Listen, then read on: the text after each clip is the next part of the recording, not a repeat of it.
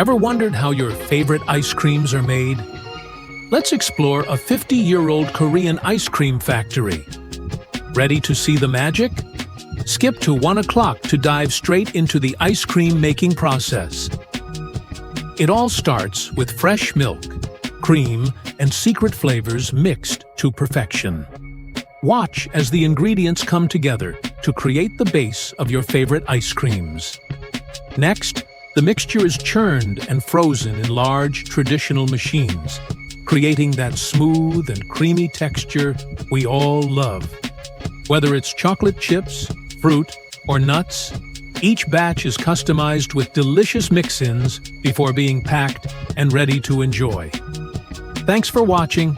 If you love ice cream as much as we do, like, comment, and subscribe for more cool content. Let's keep exploring the world of frozen treats together.